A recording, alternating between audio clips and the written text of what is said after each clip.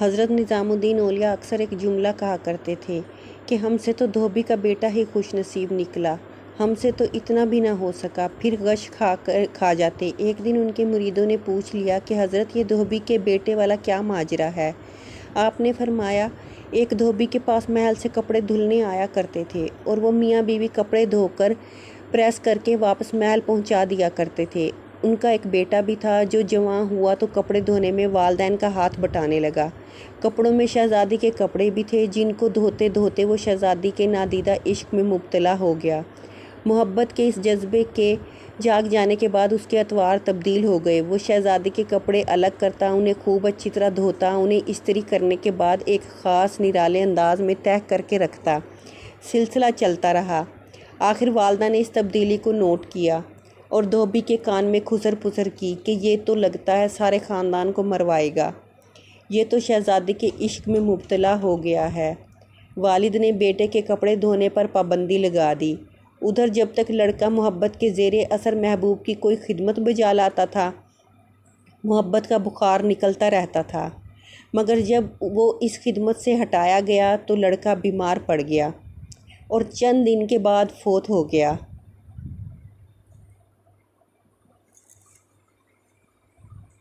ادھر کپڑوں کی دھلائی اور تہہ بندی کا انداز بدلا تو شہزادی نے دھوبن کو بلا بھیجا اور اس سے پوچھا کہ میرے کپڑے کون دھوتا ہے؟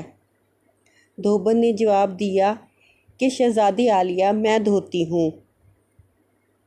شہزادی نے کہا کہ پہلے کون دھوتا تھا؟ دھوبن نے کہا کہ میں ہی دھوتی تھی۔ شہزادی نے اسے کہا کہ یہ کپڑا تہہ کرو۔ اب دھوبن سے ویسے تہہ نہیں ہوتا تھا۔ شہزادی نے اسے ڈانٹا کہ تم جھوٹ بولتی ہو، سچ سچ بتاؤ ورنہ سزا ملے گی۔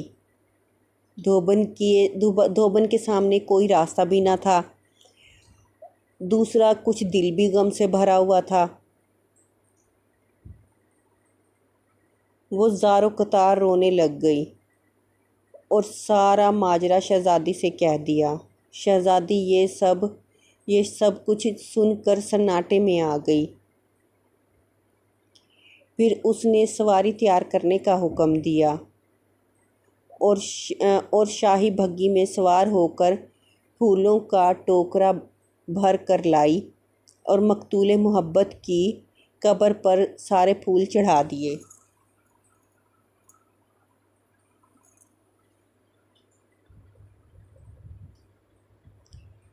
پھر زندگی بھر اس کا یہ معمول رہا کہ وہ اس دھوبی کے بچے کی برسی پر اس کی قبر پر پھول چڑھانے ضرور آتی۔ یہ بات سنانے کے بعد کہتے کہ اگر ایک انسان سے بن دیکھے محبت ہو سکتی ہے تو بھلا اللہ سے بن دیکھے محبت کیوں نہیں ہو سکتی؟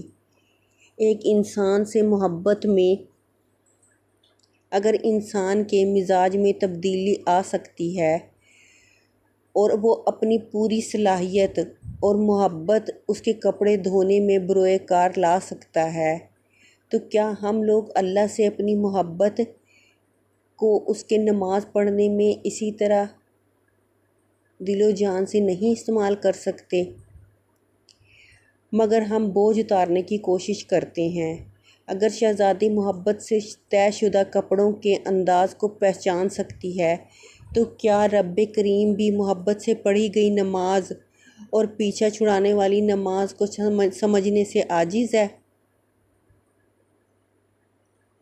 حضرت نظام الدین اولیاء پھر فرماتے، وہ دھوبی کا بچہ اس وجہ سے کامیاب ہے کہ اس کی محبت کو قبول کر لیا گیا، جبکہ ہمارے انجام کا کوئی پتہ نہیں، قبول ہوگی یا منہ پر مار دی جائے گی۔ اللہ جس طرح ایمان اور نماز روزے کا مطالبہ کرتا ہے، اسی طرح محبت کا تقاضا بھی کرتا ہے۔